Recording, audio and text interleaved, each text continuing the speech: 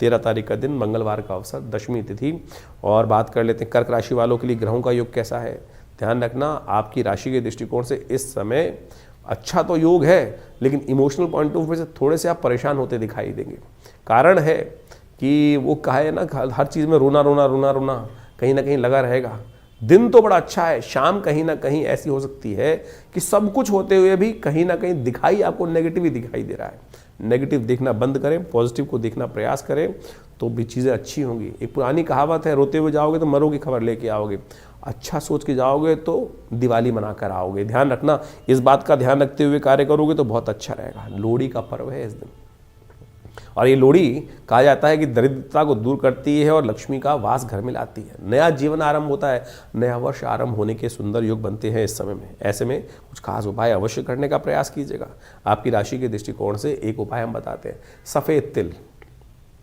सफ़ेद तिल चुपचाप अपने घर से थोड़े से उठा लीजिए, बाजार से ला के रख लीजिए, और अपने सिर पे से वार कर ओम नमः शिवाय का जप करते हुए आपने तमाम भगवान से प्रार्थना करें कि ये अग्नि जो जल रही है ये हमारे समस्त दरिद्रता को दूर कर दे, और दरिद्रता दूर कर देगी। ग्रह तो ऐसे बन रहे हैं आपके, हमने कहा ना कि जैसे हंसते हंसते प्रसन्नता के साथ कार्य करने का प्रयास कीजिए, विश्वास करने का प्रयास करें। नया वर्ष आरंभ होने को है, लोहड़ी के अगले दिन से नया वर्ष आरंभ होता है मकर संक्रांति से, तो ऐसे में अवश्य ये कार्य करने का प्रयास करें।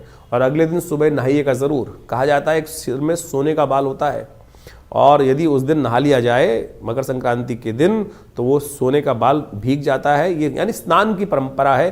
तो एक काम हमने विवेकानंद योगाश्रम में, क्योंकि मंगलवार का योग है, मंगल इन दिनों अस्त चल रहे हैं, तो हमने भगवान हनुमान जी की प्रार्थना के लिए सुंदरकांड का सुंदर कार्यक्रम रखा हुआ है।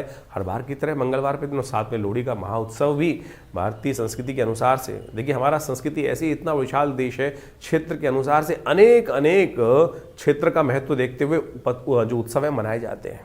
लोहड़ी का भी बड़ा महत्व है। पंजाब इत्यादि क्षेत्रों में यदि हम देखें तो वहाँ पर होली नहीं जलाई जाती, वहाँ लोहड़ी विशेष तौर पर ही जलाई जाती है। तो ये विशेष तौर पर एक ऐसा पर्व है कि जिस दिन हमारी संस्कृति के अनुसार से कहा जाता है कि उस क्षेत्र में उस दिन के बाद से तिल इत्यादि का सेवन नहीं करना चाहिए। और क्योंकि तिल जो होता है वो खून के दौरे को ठीक करता है, खून को विशेष तौर पे, क्योंकि मौसम परिवर्तन की तरफ जा रहा होता है, तो कम से कम अग्नि को समर्पित करने के बाद कहा जाता है कि तिल इत्यादि का, गजक इत्यादि का सेवन उसके बाद नहीं करना चाहिए।